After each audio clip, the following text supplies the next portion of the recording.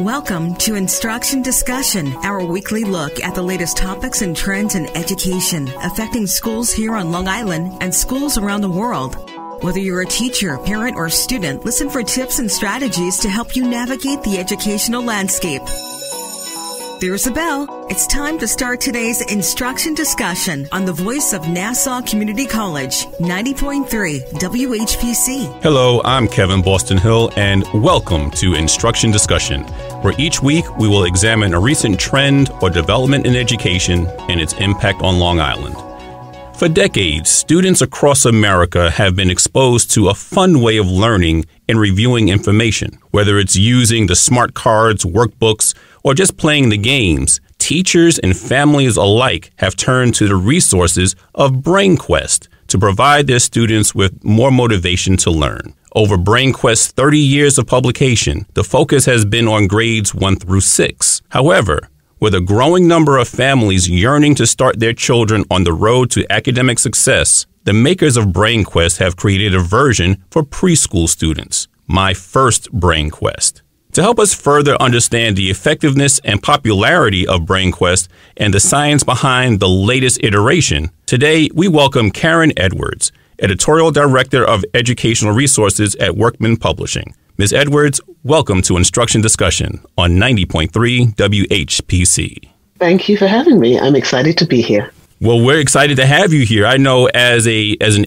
former educator myself, well, we're never former educators, but as a middle school educator myself at one point, we actually had those BrainQuest resources in our schools for our 6th graders. And of course, we used them for 7th and 8th grade as well, because, hey, why not? They were there. It was something that was near and dear to me. So I'm really glad to have this conversation. I'm excited to hear that. I'm so happy to have a former BrainQuest user to converse with. So, let's get right down to it then. What, in your estimation, makes BrainQuest so popular? I mean, we're talking about over the 30 years, you've sold over 56 million units. So what makes it so popular? Well, first and foremost, it's fun and it's educational. So parents like our brand because it reinforces what their children are learning in the classroom. It's pedagogically sound, and they can use it for reinforcement. They can use it for practice, or they can use it to enrich a child who just wants to, go a little bit above and beyond. Kids like it because it's fun. The cards, the question and answer smart cards, they can be used as a game. Kids can use them to quiz each other. They can use them as, a self-quiz, or they can try to stump their parents. Parents love those cards as well because it was screen-free time that the kids could, use. They could toss the cards in the back of the car, and the kids could actually learn while they were playing, on the cards, with the cards. Teachers love them because they reinforced what they were teaching in the classroom. This was something that they knew wouldn't detract from what the child was learning. It's a fun way to reinforce. It wasn't yet another type of drill and kill, more practice that the children were, tired of. So basically everyone who came into contact with the cards related to them on a different level. But the fundamentals were fun and sound education. Well, we got to be careful with that word, that fun word, because I know especially in education, for some odd reason, that seems to become a dirty word when we're talking about educating our children. Like, school's not supposed to be fun. The learning process is not supposed to be fun. In my day, it wasn't fun, but that's what we need to get to. And we need to bring back the fun. Agree. We spend so much of our lives in a classroom learning in one form or another that if it wasn't fun, kids tap out very quickly. So this needs to be something that they, turn to willingly and something that they look forward to. And that's one of the things that, we try to promote with our BrainQuest brand, that learning is fun. It's fun to be smart. It's fun to come away with knowledge that you didn't have before. So I'm just glad that, children connect with it on that level. 56 million and counting. No, I'm very impressed with that number, that 56 million number. But it's also, like you said, it's very important that students and children really have that fun in learning, because If we're trying to make them into lifelong learners, you're not going to do something for a lifetime that you didn't like. So if you have fun with it, then you will go down that road of lifelong learning, so that everything becomes that learning experience. But let me ask you also, how often are the resources updated, and what can we expect, if anything, from the 30th anniversary edition? Well, this is the first major revision for the workbooks. I mean, we've done a few minor revisions, meaning making things a little bit more modern and correcting any errors that were found. But this was the first major overhaul for the workbooks. The decks had a couple of overhauls in the past, so maybe like every 10 years or so. As you mentioned, this is the 30th anniversary, and the BrainQuest brand started out with the question and answer decks, and those are the decks that most people are familiar with. They're trivia-based, they're curriculum-based, and they're the question and answers that the kids can use, as a game show, as a quiz show. And then the workbooks followed in 2008. So what we did with this 30th anniversary is gave both the question and answer decks and the workbooks a major overhaul. So this means for the decks that we've included questions that are more relevant to what children are learning today, meaning we've included technology questions down to the youngest deck, which is 4-2s. We start with, what's hardware, what's software, what's coding, what is computer science, all the way through, the 13-year-olds decks. We've updated art, we've updated the history, the social studies that children are learning. We've updated the art. We've made it more inclusive, more diverse, so there's more representation. It's crucially important that students see themselves, that their lifestyles, that their faces, that their families are reflected in the works that they are encountering. So we did that for the question and answers markers, and we updated the questions too. So if we're throwing in a little bit of pop culture, it's pop culture that the children are familiar with, as opposed to, pop culture 5-10 years ago. For the workbooks, we've also added a technology section. This is something that children are encountering in school, in after-school programs. So it's crucial that they understand the role technology plays in their lives, what technology is, again, how to code, what types of computer hardware there are, the history behind certain pieces of technology. So we've done that. We've also updated the history so that it is more inclusive, so that the language we use is inclusive and diverse. Representation of key historical figures are from a broader standpoint. And we've broadened exactly what we are covering in social studies and in history. We've also updated the art. Again, we need to make sure that it's curriculum, that it's diverse and reflects our students. And this is also for the decks and the workbooks. We've included social emotional learning questions. So that means, how do we relate to the people that we work with, to the people that we go to school with, to what's our place in the community? How can we have strong communities? Just how we communicate ourselves, our feelings, and how do we interpret others' feelings and just a way of being. How do we become a good person? So all of those wrapped up and tied in a nice, neat little bow help to make our 30th anniversary. And despite all of that, we haven't compromised in any way the pedagogical soundness. We're still state and nationally tied to the standards, correlated to standards, vetted by educators, and loved by students and teachers. So nothing has been compromised, just new things on top. I was going to ask you about the standards, especially when we start talking about the science and technology piece of it. Are you following, or do the resources follow the NGSS now? Absolutely. Yes, they do. And the math standards as well, ELA standards, social studies, and the computer science and coding standards as well. Now, I know we start talking about computer science and coding and all the technology pieces. So is there a technology version of BrainQuest? Because I know BrainQuest comes with the cards and like the physical stuff.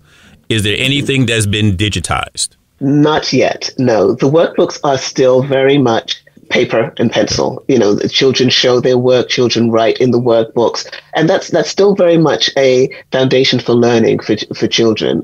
Technology helps greatly in providing, different avenues for different learners. But ultimately, children need to be able to write. Children need to be able to read, print on paper. One of the beneficial features of the question and answer smart cards was that it was screen free.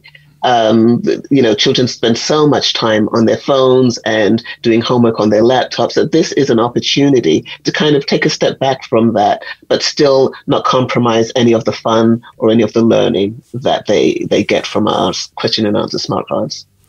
So with the success of BrainQuest, the original form of BrainQuest for, again, the elementary to early middle school years, what prompted the development of the preschool version, my first BrainQuest? What prompted the development of that now? Well, as we discussed before, it's crucial to tie learning to fun. And it's crucial to go into the classroom thinking, okay, it's great. I know that I don't know everything. It's great to acquire that knowledge. So it isn't so much the getting the question right or wrong. It's that process. It's that journey. And BrainQuest has always wanted to partner with the students and their families on their educational journeys right through those crucial, elementary, middle school, and with our Big Fat Notebooks, high school. But so we've done that. And then we said, well, what we need to do now is set that foundation so that preschoolers, and not just preschoolers, but babies, get that same fun. We can extend that same fun of learning and joy in knowledge with them, so that by the time they get into the more formalized classroom learning, they've already learned that, that it's fun to know things. It's fun that journey is fun. So they go in anticipating. And that's why we wanted to start with, my first BrainQuest from 0 through ages 4. Even the child that's 6 months old, they may not be able to articulate what they're learning, but they are learning, no doubt.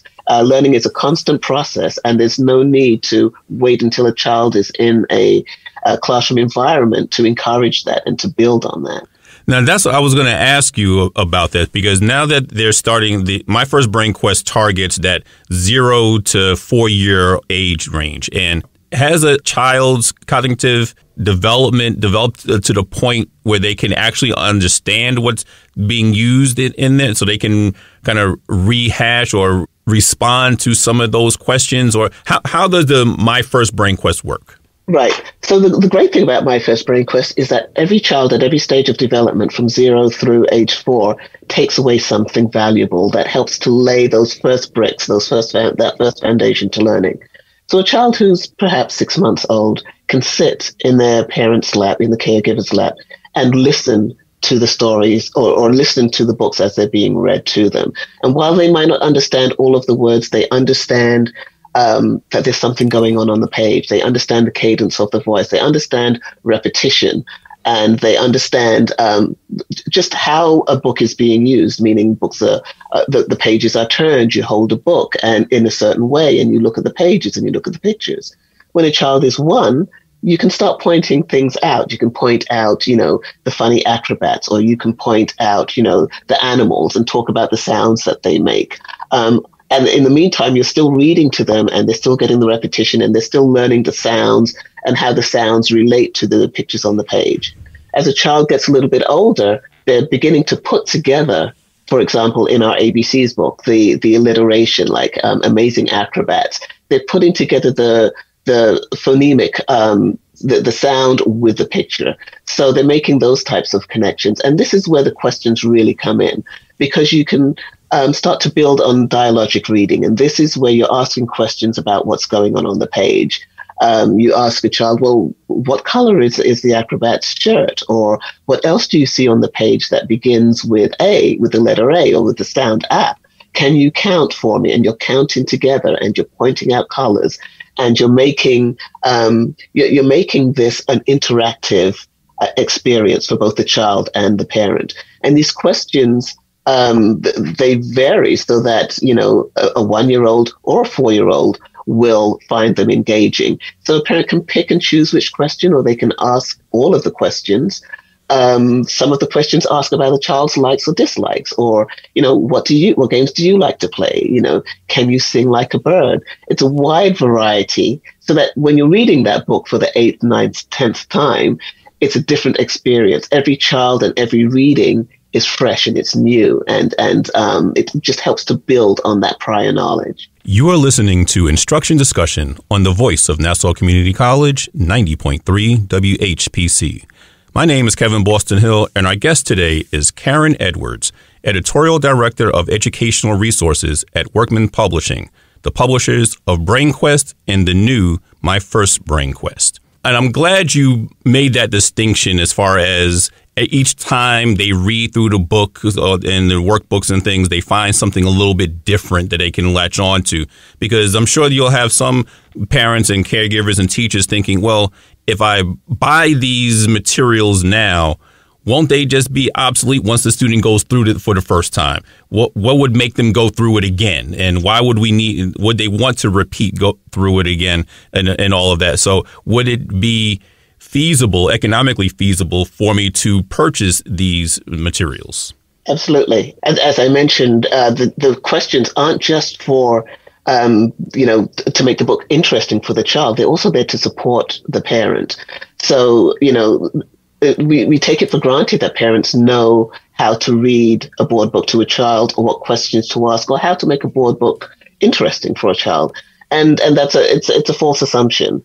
You read a book once, and basically that's it. You read the word on the page. These questions support the caregiver in, extending the learning for the book. It helps the child to relate to the book on a deeper level. So, for example, if a child is reading a science book, a parent might feel intimidated. What kind of questions can I ask a child about science? I know nothing about science. But our Science First Words book has questions that are fun and bring science down to the level of the child that a parent can use. And then the parent can extrapolate. They can create their own questions based on the format that's presented in the book. And I think also that the way that the books are laid out and the material that's used, it really focuses in on what's in the child's environment, in their immediate environment. So they get to so they're learning about the terminologies and the vocabulary in respect to what's actually around them,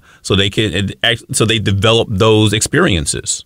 Exactly. What we do is make it personal, make learning personal to the child, and make it accessible to the child. And that means talking about how these big concepts are already at work in your environment. We give names, we give language, and we give interest to it.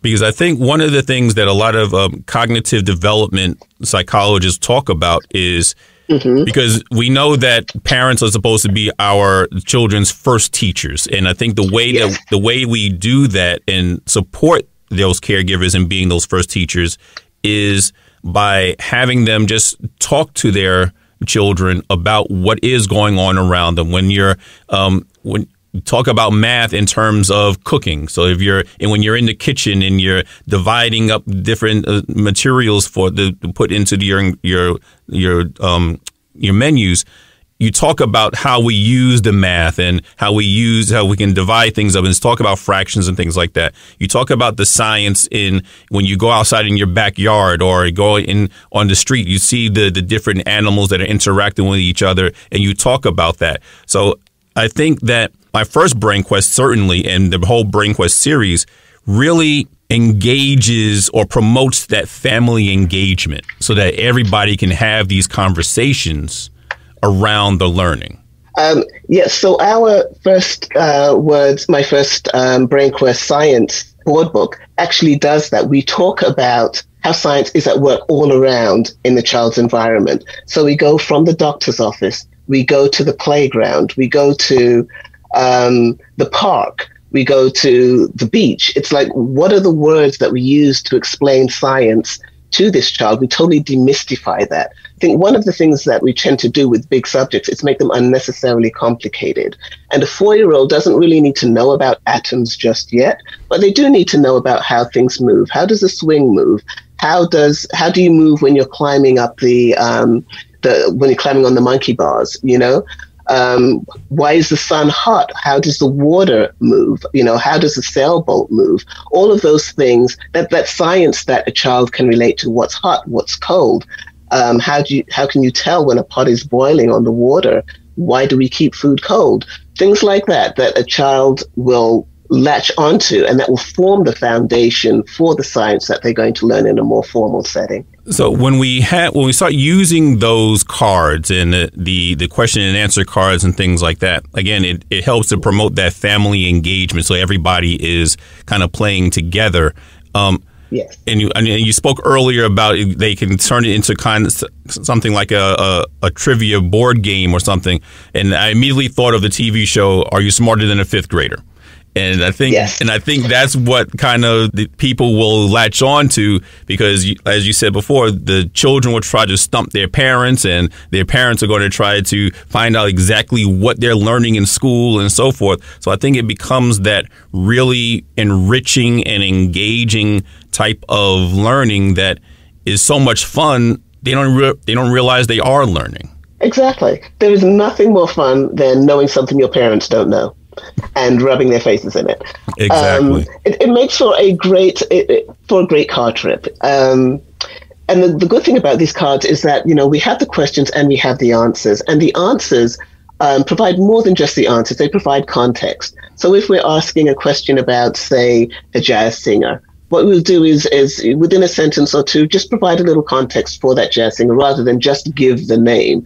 So there again, that's a learning opportunity for a child without drill and kill, without making it something that's unpleasant or like schoolwork. And I think also by doing that, by providing that extra information on a particular subject, it's also increasing the child's vocabulary and their use of vocabulary. Absolutely. So for the decks and for the workbooks, there's vocabulary. It's rich in vocabulary. We have the captions and we have the labels for each of the objects that are on the page. So that increases the child's vocabulary, as do the questions. So that dialogue that the child is having with the parent, that helps to develop language. That also helps the child learn through communication, which is one of these best ways for a child to learn. It's a two-way street. It's not just knowledge coming from the parent and then the child being the sponge and receiving it. It's the give and take.